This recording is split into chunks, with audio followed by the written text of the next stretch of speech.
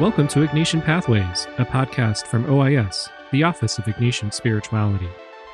This is a space that gathers voices from across the Ignatian family to share the many pathways to God that we have discovered through Ignatian Spirituality.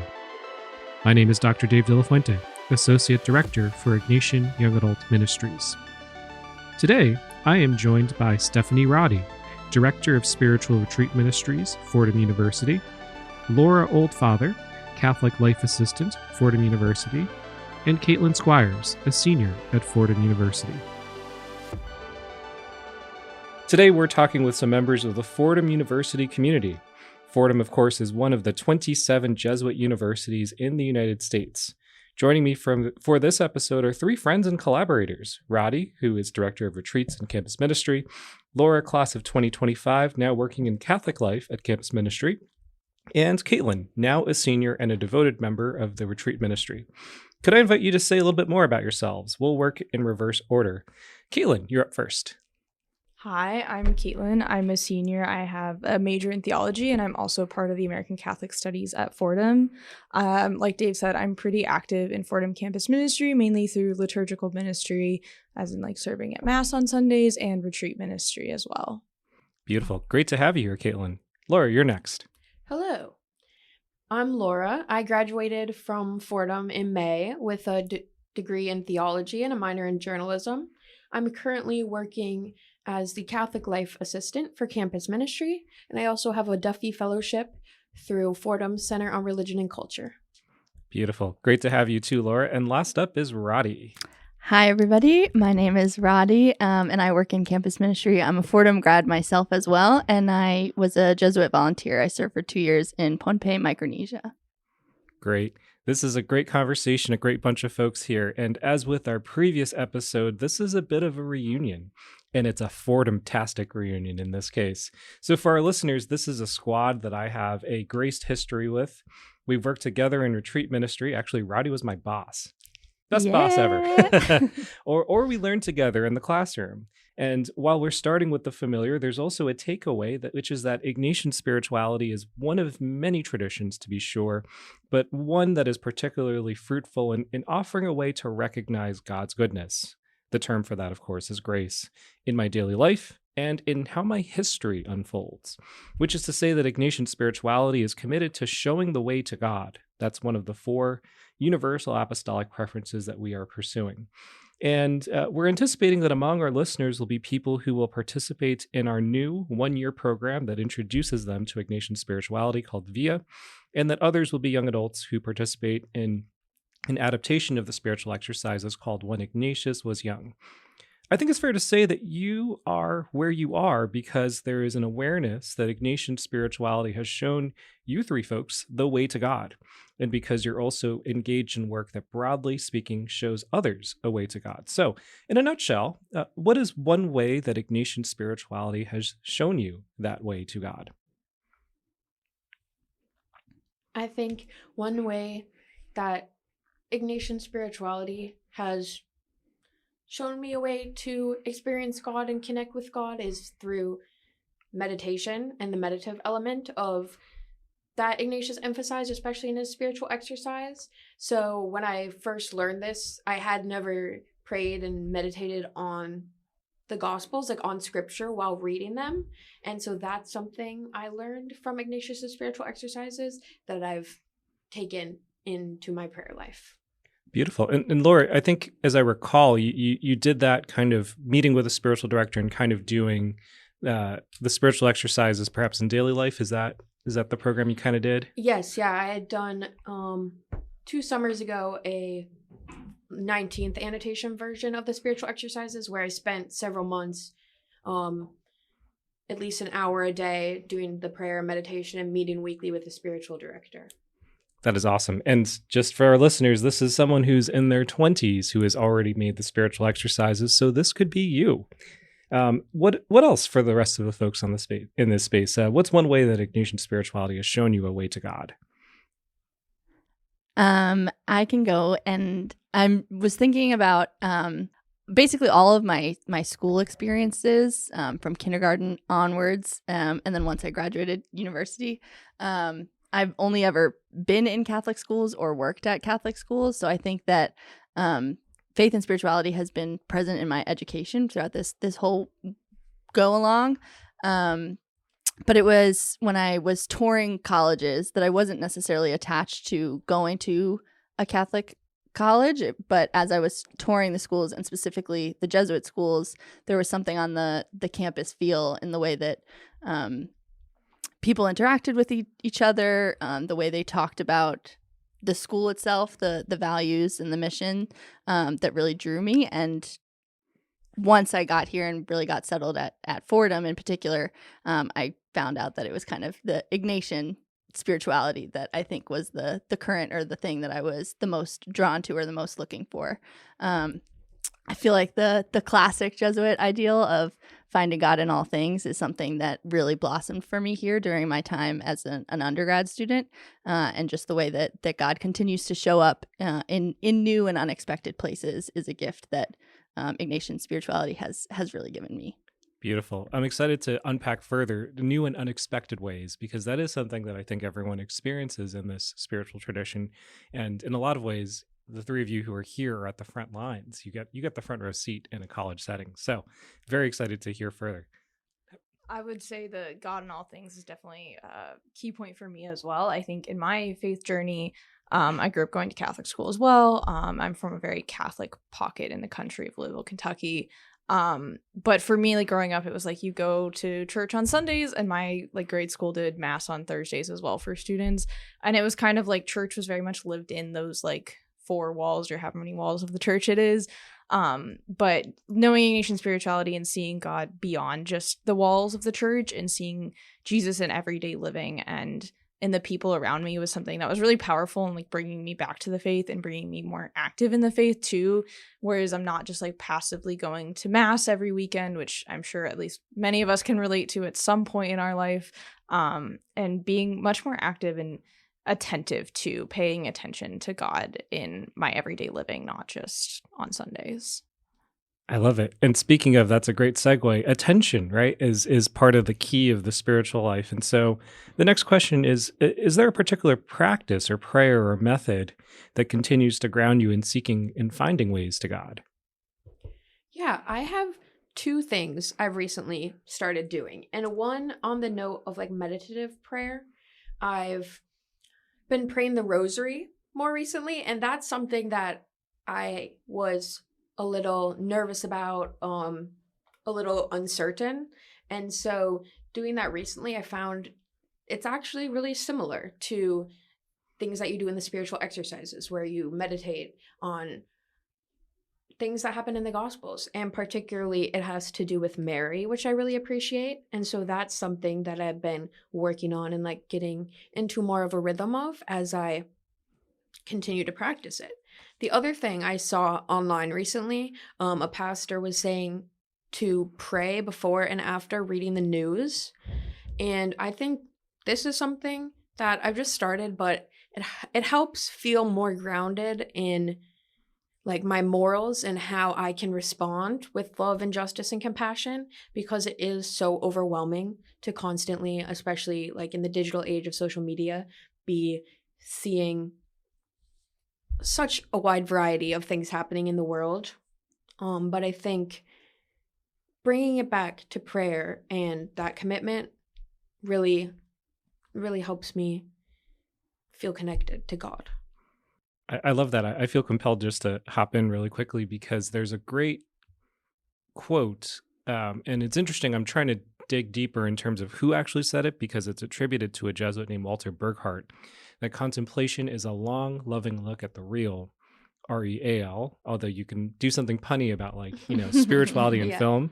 And I think he may have quoted someone else, but certainly everyone else has received it through him saying this and writing this frequently. And it seems like one of the big challenges, especially with all the things that are happening in the world around us, is to not look at it.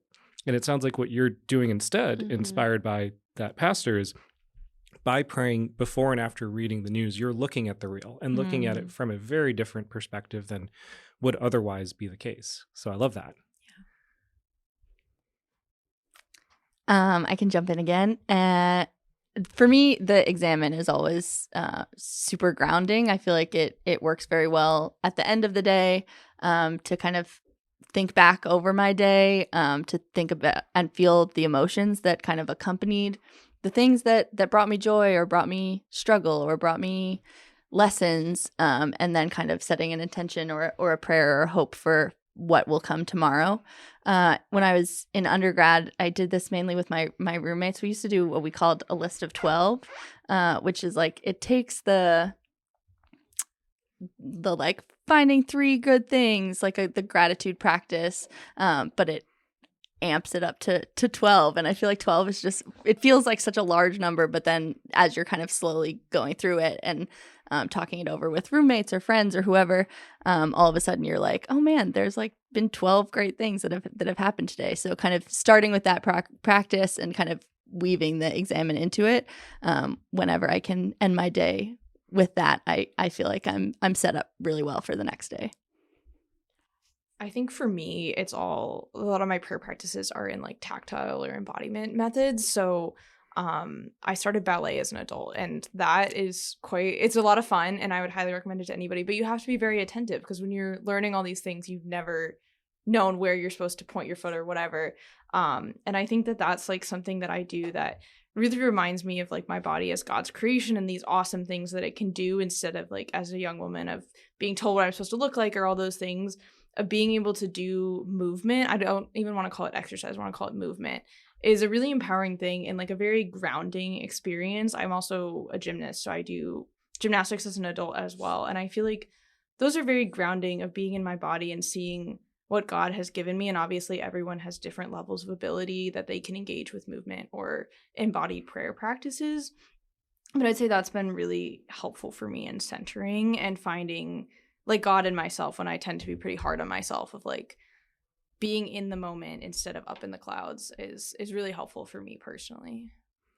I love that, even though I'm not a dancer, but I am married to one. And so I've come to appreciate, just by getting to see my wife perform and accompanying her in her dance company, that there is something unique about expressing oneself through the body. And there's a celebration, especially transitioning from like the training to the performance is a really powerful thing. And it does make me think about, like, I'm definitely not as graceful, but for me, it's I think about gestures when you're praying in the liturgy or when you're engaged in any kind of ministerial work. The gestures are really important. And while it's certainly not ballet, there is something that I learned from dancers about. This is why holding your hands up or holding your hands out or sitting, standing, etc., those postures and movements, even if basic, are ways to God for sure. I love that. This is great. I'm sure that you all have more, and I think it'll unfold, but like, feel free to chime in if it's like, hey, I have something else came to mind that's a great practice or prayer or method. Cool. Yeah, I'm excited to hear more. I feel like it's always interesting and fun to kind of have these conversations and maybe learn new ways that I can incorporate new forms of prayer into my life. Definitely. Yeah. Well, let's add some context as that unfolds. And so we've been strategic where it's 3 folks at Fordham University. And it's not just that you are in the Jesuit world already as members of kind of the term that we use professionally is that you're in a Jesuit apostolate, a higher education apostolate, but one where you are also directly involved in the apostolate as members of campus ministry. But it's also, you're in any university context, things are busy. You have class, work, internships, club meetings, retreats, prayer gatherings, and hopefully some recreation time. You never know. And you're also in an environment that brings together remarkable diversity year after year. So it's a constant space of learning and discovery with each passing year. And so that means that you really do have a unique window into what it means to find God in all things. And so I'd invite you to think about your time here at Fordham and how you are not just like students or former students, but also in a real way committed to work. And where is one place or aspect of your life where you find God at work right here on the grounds of Fordham? Bonus points if it's somewhat off the beaten path. So certainly you can talk about retreats, and I think that that's really important. But I bet you can imagine and recognize that, there's other aspects of my life where that's very much where God is pulsing and at work. So for me, this isn't specifically on the physical grounds of Fordham, but it's very much tied to my university life, and I think the life of many college students of having a job, part-time job, whether that be on campus or off campus. For me, that's off campus. I coach gymnastics up in Westchester, which is north of Fordham, and particularly Sundays. I know I said I like to live up my faith on every day of the week, but for me, Sundays are such a grounding day because I work the whole morning. So I get on a super early train because the train schedule is kind of garbage on Sundays. So I take the really early Metro North. And I'm usually a bit groggy. I'm not a morning person, but I get on and it's about a 40-minute train ride. And I like to crochet or read a book or something. And every Sunday I have this like overwhelming feeling that like God is good. And I love my job. And I think there's something really peaceful about being on the train of knowing like I don't have to be doing anything right now. Sometimes I do homework, but on Sunday I really try to do something that's like just for me and God, whether it be like crocheting or knitting, which is something I like to do, reading a book, just listening to music or a podcast and like looking out the window if the weather's nice.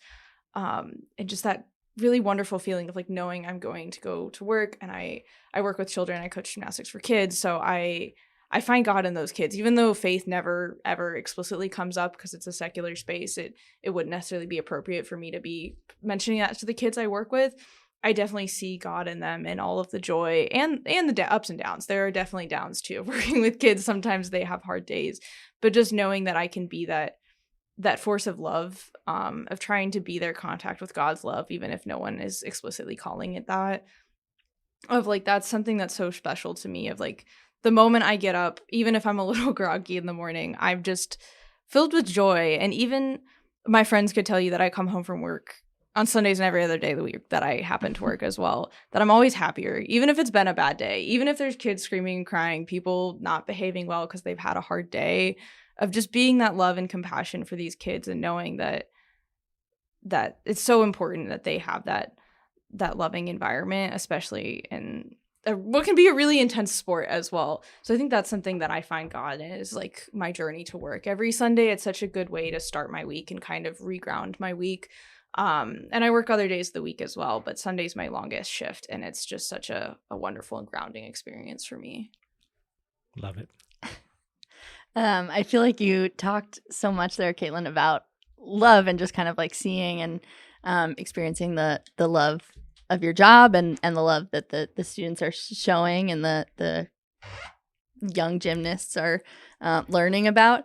And it reminds me of a fellow retreat leader when I was a student who said that God is love and love is a verb. And I feel like that has become very core to my spirituality from the moment I heard it. And I feel like I'm just constantly looking for places that I am seeing people show kindness to one another, people show love to one another. And it is in those moments that I feel like God comes the most alive for me. I love the subway. I love taking the subway. I love public transit in general. And I feel like because it is like we're all moving together on this like one car, we're headed in the same direction, but we're getting on and off at different stops. I feel like I'm constantly just like thinking about God or my spirituality or just like people watching on the subway. And I feel like it offers me like a constant opportunity to just like watch people be kind to one another. Sometimes, of course, you can watch people be not so kind to one another, but I feel like if my eyes are open and if I'm just paying attention, which I know we've talked about already, you can see just like so many like little kindnesses that either I can show to someone or someone can show to me, or I can just be a witness to. And that is where I constantly feel like I'm watching God at work. That's really nice. Since you've said that, I heard it about a week ago. Roddy told me that she sees God on the subway, and I've been keeping my eyes a little bit more open, and I have to say I agree. One place that I find God in work, my research fellowship, it's a creative research grant, so I'm researching and painting images of Jesus to have a gallery of about 10 paintings at the end of the year. And so that's been a way of really finding God in various traditions, bodies, genders, contexts, and rendering an image of that. And I think even though I like had a plan set out at the beginning, and I thought that I kind of knew, the ways in which I was going to see God throughout this research, it continues to surprise me. And that's really nice. That is awesome. I've got a follow-up question. It could be anyone, but this is partly in the spirit of being practical, where you have really rich senses of where God is at work.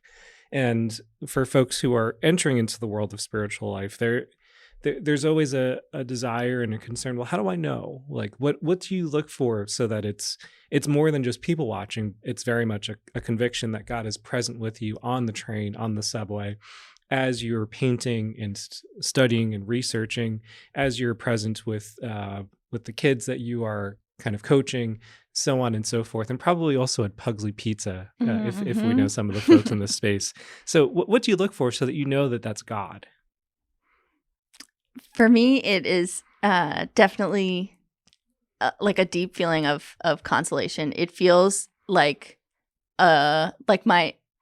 it feels silly to say, but it feels like my whole body is smiling. Like it feels like the smile comes quick to my face and like wants to stay there. And to me, that is what I kind of identify as a feeling of consolation when I'm feeling like my mind and my body and my attunement to God is in alignment. That to me feels like I'm witnessing God's presence. I think for me, it's the presence of love and the feeling of love. And I know we tend to kind of overuse that term, but I do truly think that I love these kids that I work with. Like, I want the world for them, even though I only see them a couple times a week. And I think it's that overwhelming feeling for me of just, I look at them and I want everything to work out for them. I want them to be protected from harm. I want them to have the best lives possible.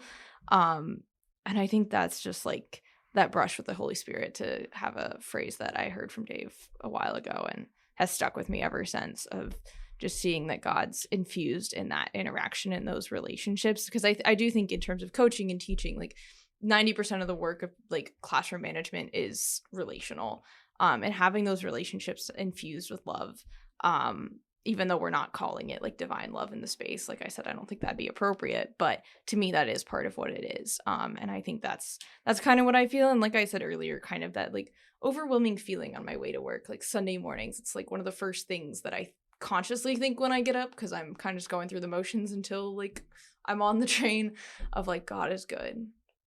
Even in all of the other stressors and other things going on in my life and in the world, like God is good, and somehow that's going to prevail. And that just that overwhelming feeling that doesn't feel like it comes from inside me. It feels like it's coming from something greater than me when I'm like headed to work on Sundays. That's kind of the other way I know of like what where I'm going right now is a good thing, and God's present there. I think love is a really good way to put it, Kaitlyn. In my work, what I think about a lot is Jesus, because what I'm painting is Jesus, what I'm reading about is Jesus, what I'm looking at is Jesus. And so Jesus is always on the brain. I'm constantly thinking, what would Jesus do? How would Jesus act with his radical love and radical compassion in the situations that I'm facing in my life? Like, as I live my life, I'm constantly being reminded of Jesus. And so sometimes I get really frustrated. This is the first time I've painted like for money as something that I'm being paid to do as a job. So I'll get really frustrated with myself if something isn't working. I've spent hours and hours on one Jesus's nose. And sometimes when I'm really frustrated, I have to take a breath and remember what I'm doing and why I'm doing it, and that Jesus actually would not want me to be this upset over this. That's not the point. And yeah, finding, I think, love and the love of Jesus is how I know God is in my work. Love is it, would you say? I wonder who else says that. A certain pizza place that doesn't get royalties for this, but Yeah. it is a well-known thing to visit if you're ever trekking out to Fordham in the Bronx. I love it. These are really, really rich insights. I want to move into a little bit of discussion about someone who we also all have a bit of a relationship with, and from the vantage point that this is a room of young adults, and I'm in the eyes of the Catholic Church, I'm still a young adult for at least 3 more years. Thanks for saying that. And it's kind of perhaps 2 millennials and 2 Gen Z, perhaps in the space. I know that some of those brackets are a bit malleable, but I think that that's the case, and that means that we're also exploring and have access to what this means for people of our age. And so in OIS, we're going to implement an adaptation of the spiritual exercises called When Ignatius Was Young, and the whole premise is that, yeah, this guy became a saint. This guy was psychologically brilliant and perhaps needed some assistance at certain points. But he was also a young adult when he had his conversion experience and when he developed the spiritual exercises. And so I'd love for you to share, like, in what ways do you find Ignatius relatable and relevant for today? And of course, it doesn't just have to be him, because one of the things that's underappreciated about Ignatius is that, and I think, Kaitlyn, the way that you talked about working a classroom is very similar. Like, it's all about relationship. And this guy, he wrote letters to all sorts of people, male and female, and really experimented with sharing the spiritual vision that he had with not only those who would become Jesuits, but also those who couldn't become Jesuits based off of the structures of the time. And so it could be other Jesuit or Ignatian figures, of course, but it's kind of a way of surfacing, like, why does this matter for us as young adults? So anything that comes to mind about Ignatius or another Ignatian figure and their relevance for today?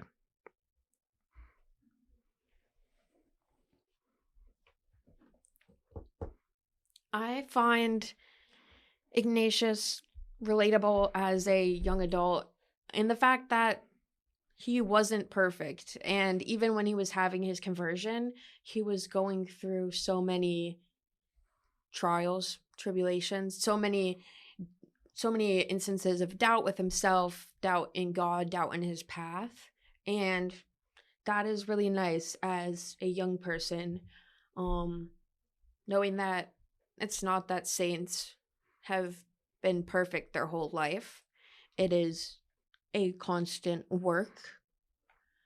And then in terms of other voices or ways that Ignatius is applicable, particularly to women, I think what's so nice is that it is adaptable. Things that Ignatius wrote, even in like his spiritual exercises, for example, there is an annotation about how every change should flow from discernment. And so I think, though there are places in Ignatius's writing that in today's world seem a bit closed off to women or against women, can really still be applicable through discernment and adaptation.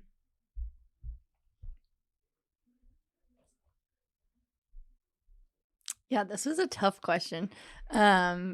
I feel like, because the thing that I was drawn to with Ignatius is, and Ignatian spirituality in general, is the focus on education. I feel like that was a huge direction of Ignatius's mission, and is something that I feel, being now probably getting close to like 10 years out of university, but still feeling like I'm a student of life, and there's always things that I can learn, and I don't feel that different at 30 than I did at 17 or 25 or 85, but it is kind of just this idea of having the mind of a student, and the way Ignatius like tapped into his friendships, and I feel like that was he learned with other people, and that is something that I hope to do, whether inside a classroom or beyond a classroom's walls. I think, kind of going back to what Laura said about Ignatius being like relatable in his imperfection, really strikes me. I think when I first came to Fordham, knowing nothing about the Jesuits or Ignatius, I like heard this like conversion story of like the bad before and the good after. And then Laura and I took Dave's class on Ignatian Spirituality my freshman year, Laura's sophomore, your sophomore, right? Mm-hmm. His professor Dave to us back then. Mm-hmm. But that really changed how I looked at it. Of like, I think we tend to put saints on these pedestals, even if they weren't ever like always perfect. It was like a bad before and a good after, but it's a lot more nuanced than that.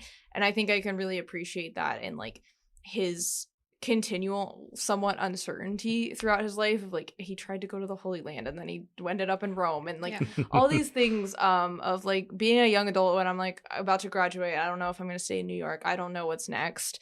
Of even though that looks different than somebody way back then, there's still some like uncertainty and trying to figure it out that I think can be really inspiring and also very comforting to know that someone who ended up doing a lot of good for the world didn't have it figured out when they were my age either. I think that can be really relatable and very comforting, like I said. Yeah, definitely. I like to think about how even when Ignatius started reading about the saints and started to like think about following their path and doing that, at first he had what he later identified as a slightly disordered attachment to the saints and kind of like idolizing them and wanting to do it for the valor of it, not for reasons for God. Mm-hmm. Yeah, and that too is like I've been rereading the autobiography or reminiscences, depending on who you're asking, what to title that text. And to me, it's striking in retrospect to see how he's very somber, I think, is one term that comes to mind about talking about his life and his experiences. And it speaks to that sense that he's continuing to grow, and he's aware of like, yeah, there was a really holy desire in following the saints, but he didn't get it fully right. It was a process to arrive at exactly what God was inviting him to do. And based off of that too, I mean, my generation, biographically speaking, right, we halfway through our college term, there was a market crash. And so when I look back on like life from 2008 up to today, a lot of my classmates and I, like, we had very nonlinear career progressions. Mm-hmm. And I'm actually very grateful for that in retrospect. I mean, there was a lot of trauma, there was a lot of like uncertainty and real angst, but there was also just something really beautiful about seeing that there's an adage that God draws straight with crooked lines. And I think that Ignatius's life can speak to that for sure. I just building on that idea of like faith isn't linear. I think that really strikes me too with Ignatius, like Laura was saying about him, like when he was tending towards like trying to achieve holiness and stuff, it wasn't all purely motivated at the time, but that doesn't mean it was like entirely wrong either. And I think that like idea that faith isn't linear that Dave was saying takes a lot of pressure off of us as young adults to be perfect, especially when sometimes there's this language of fear around like, oh, the world's becoming too secular, blah blah blah blah, you got to stay with the faith, things that you might have heard from some people older than us. So it takes a lot of pressure off of to know that faith isn't linear and like careers aren't linear and things like that. I think that can be really helpful and comforting. Again, come back to that word. Without betraying any confidences, I have a little anecdote where recently I led a retreat, and I was definitely the youngest person in the space by quite a bit. And it was an amusing moment because I had the folks on retreat do a life graph exercise, which is a way of entering into a sense of a graced history. and I asked them to report back afterwards, and one person basically said, yeah, it looks like a bad EKG from my doctor. And that's definitely stuck with me because I think that is how the life of faith ends up looking. And that's certainly Ignatius's life. It was all sorts of dots. And yet there was a sense from those who did the exercise that they could find God in those details, which was also really beautiful. And I think that in a lot of ways, we owe Ignatius, not exclusively him, but certainly him as one person who helped us see that possibility. Not unrelated, but, there's so many different ways to relate to Ignatius Loyola, and we could do an exercise where it's like, what's a key word that comes to mind? And so what is it for you? I mean, it could be something like discernment or desire. Those are certainly ones that come to mind for me, but what is it for you? I am always drawn to Ignatian imagination. I feel like the practice of like placing yourself into the Bible passage or the prayer or what it is that you're reading, it has opened stories or readings that I'm familiar with in new ways, and allows me to see or learn things in new ways. I think imagination is so important, and creativity and curiosity, I think, are the things that keep us connected to one another.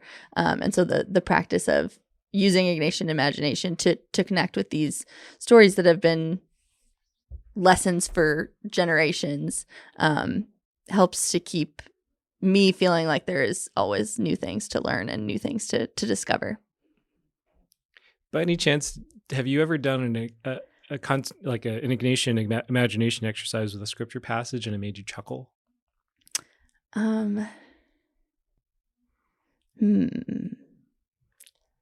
No worries if not, but I was just curious because I had an experience recently where I wasn't necessarily explicitly doing it, but because you practice this a lot in the Ignatian world, it kind of happens automatically. And there was a gospel passage where it's very strange because, at least initially, because we usually associate Jesus with uplifting messages, but he also had harsh words for people who were not authentic. And so this whole section is like, woe to this group and woe to that group and woe to that group. And then there was a little dialogue thing, and it was almost as if the crowd was saying, but what about this group? And I just kind of imagined Jesus like a good comedian taking a pause and then being like, whoa, also to that group. And that like the timing, I actually just like chuckled aloud while I was in mass, and I was like, oh, I can't do that. And I do think that God tries to reach us even in those ways, so that even with the seriousness of the message, we can see a little bit of the humor behind it, and in that way embrace the seriousness of the message more. And it need not just be that. There's other ways, of course. But other words. I think what comes to mind for me is accompaniment, of that idea of walking with each other. I had a friend that has graduated from Fordham, but she said, like, we're all just walking each other home. And I think about that a lot. I think that the model of accompaniment is really powerful in terms of like the spiritual exercises in that imagination that Roddy was talking about, of like placing yourself with Jesus and walking with Jesus in your imagination and like in the spiritual realm. But I think that there's a very important like physical material realm of accompaniment, of like walking with our neighbors, especially the marginalized, but just walking everyone with everyone. And that model is really powerful for me. And I think it can kind of get rid of this like saviorist notion of service as well, of like we're just trying to figure it all out together. And I think that can be a much more helpful way to think about spirituality and faith, rather than like the person that's teaching and the person that's learning. Like we're both learning, we're both teaching, or like the person that's serving and the person that's being served, we're both being served in different ways and learning from each other in different ways. So I really, the model of accompaniment really strikes me and comes to mind when I think of Ignatius. Beautiful. Yeah, I really like the words consolation and desolation from Ignatius, which for him were indicators of whether things were bringing him closer or further from God. And so for him, it was happening first in his conversion, where he noticed that when meditating and thinking about the lives of saints, the life of Jesus, matters like that, he felt fulfilled afterwards. And when he was dealing with other things, like for him, it was like thinking of worldly matters. And when those, even though it might feel good in the moment, afterwards he found himself not fulfilled and kind of lacking. And so he deemed that desolation. And so I really like these words as sometimes benchmarks in my life, to think about how my thoughts, habits, patterns, like how they relate to bringing me closer to God. I love that. I mean, one of the things that you just reminded me about, Laura, is when I'd made the spiritual exercises, I had done so I was 26, which is crazy, right? It's like that. I was very young, but I think it was certainly, I was in a certain way ready for it, and another way I wasn't ready for it, but I needed it. And at the time, I was, and I still am, a big hockey fan. I watched a lot of New York Rangers. I read a lot of New York Rangers news. I dream about the New York Rangers at certain points of my day. And I distinctly remember going through the exercises and coming to the realization there's desolation in how I'm relating to hockey. Mm-hmm. And so I ended up dropping it for a year or two, like full on, like stop watching it. And I needed that. I still watch it now. I came back to it, but actually last year I had a similar experience where there was a certain point where it was like, this is causing agita that doesn't make sense. So I stopped watching again. And it's difficult, of course, but I do think that insight into consolation and desolation really made a difference. And it led to me being more free in more ways than one. And so as the year approaches, I'm not sure how much New York Rangers I'm going to watch. Yeah. So we'll see how that goes. Yeah, I think about consolation and desolation a lot. I feel like I've had, in graduating from college, I feel like I've had a few instances where it feels like, okay, I am the only one who's like making the decision. There's no school year that this will end at this time, or there's no summer break and this internship is only going to last this long. Like you are kind of deciding, should I stay or should I go, or should I make this decision or should I make that decision? Should I live in this place or that place? And it was kind of the first times that I was like feeling like I'm faced with no wrong decision or no like right and bad decision.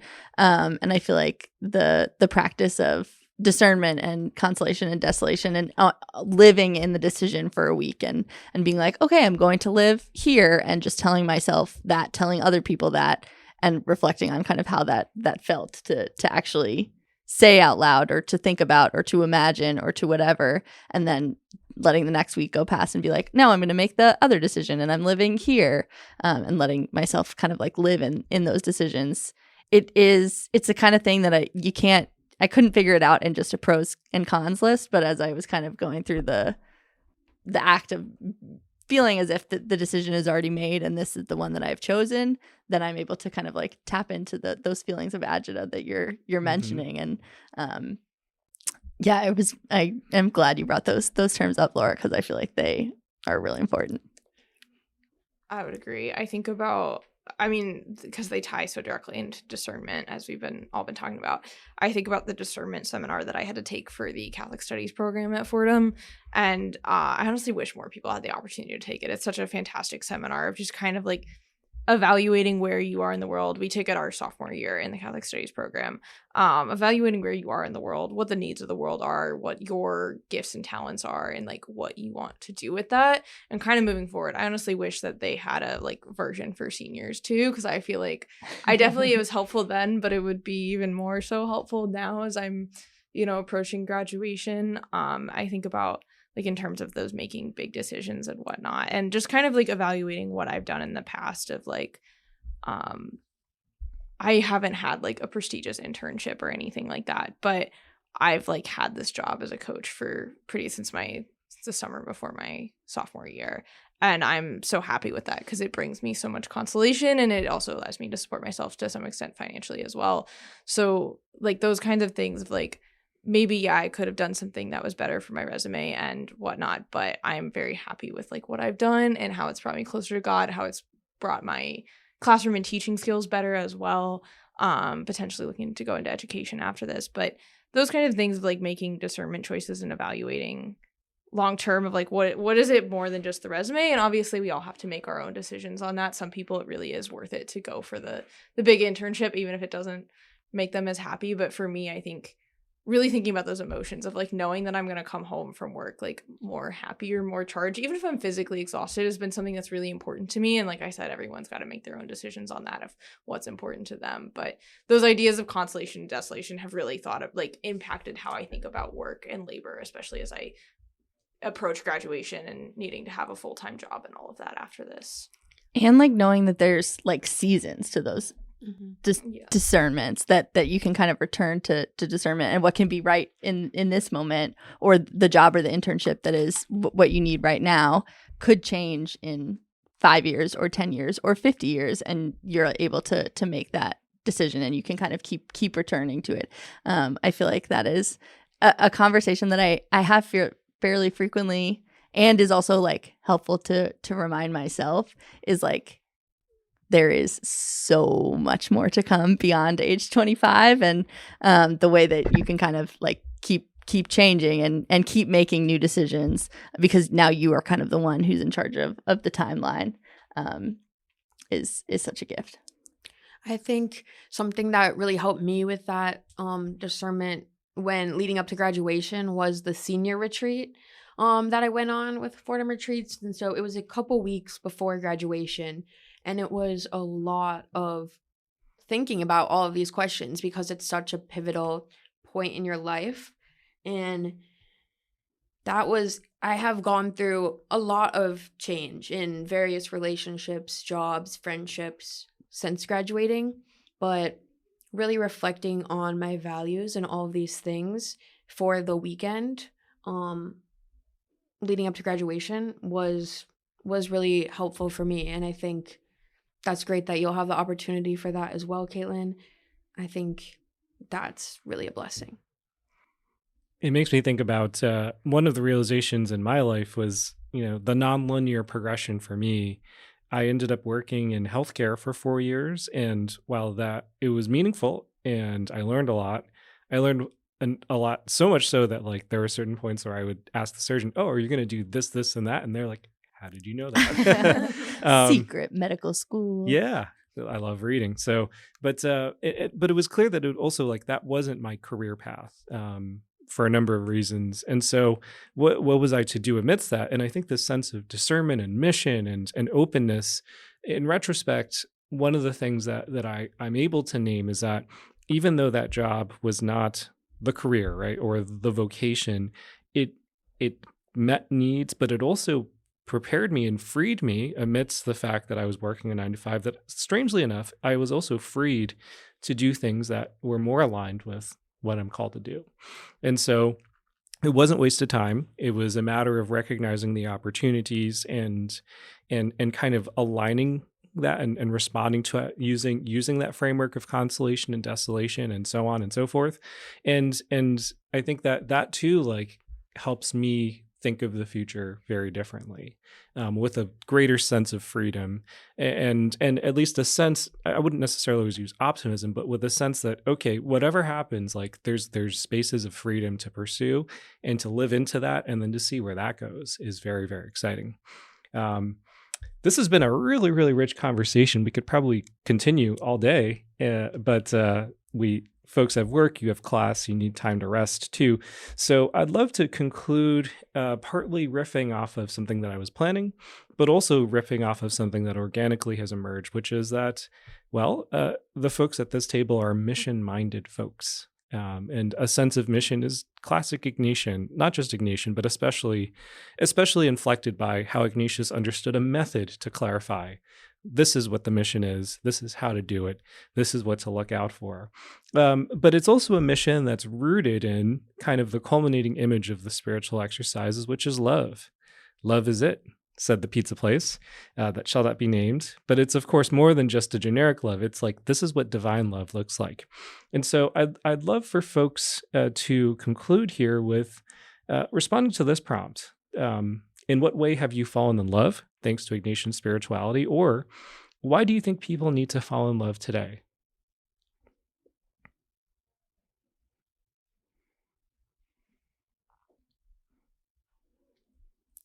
The line for me that always stands out from the prayer that's attributed to Pedro Rupe, the falling in love prayer, is falling in love is what gets you out of bed in the morning. And I think about that all the time, in that when you are truly falling in love with your mission or with your core values, it is the thing that is an intrinsic motivator. And I think that is it's being around people and it's working with others that is what gets me out of bed in the morning. Community is something that I would always come back to as like one of my core values.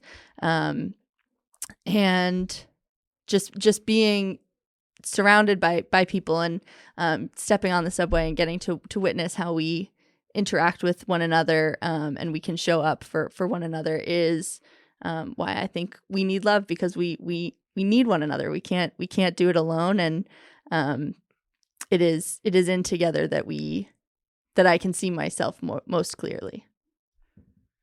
Yeah, that I agree with. I think this is a hard question, but something I was thinking when Roddy was talking was that community is such a good place to find love. It's so easy for me to find God among my friends, to find love, to see that. Something I've been working on a lot right now in this transitional period of my life, discerning all these things that are important to me, is really working on my self-love and remembering that I'm the love of my life. And so I think that's really important in terms of Ignatian spirituality, and remembering that all of these kinds of love are divine. They're what God wants for us in a way that we can see God in ourselves and each other.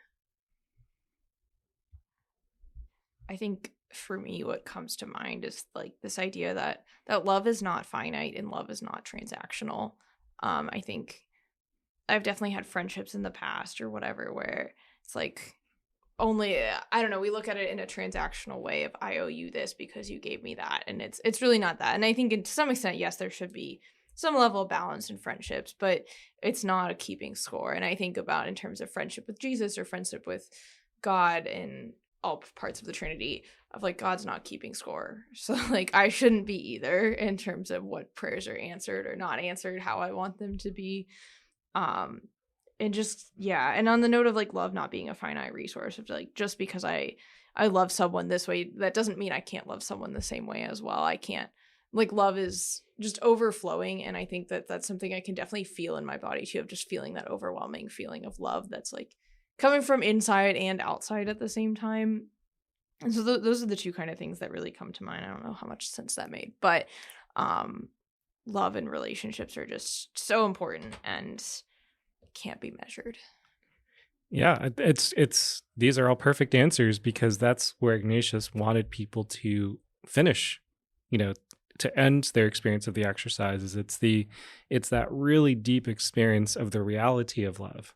And it's certainly divine love, but it's the kind of love that also, some of you will remember this, or maybe all of you will remember this from a famous interview. It's a movement from not enoughness to realizing that I am enough because of the reality of God's love, and the reality that love is that's what guides us. So that's a perfect way to conclude.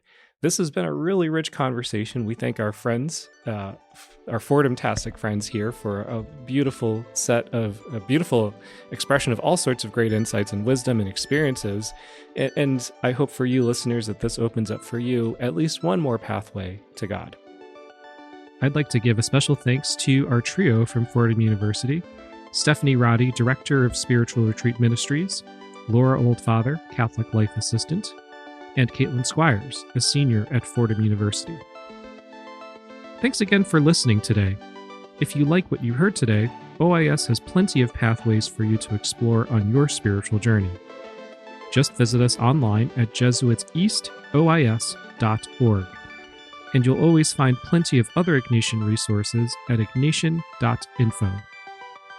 Wishing you grace on your Ignatian way. This podcast was hosted by me, Dr. Dave De La Fuente, and produced and presented by the Office of Ignatian Spirituality, a ministry of the USA East Province of the Society of Jesus, the Jesuits.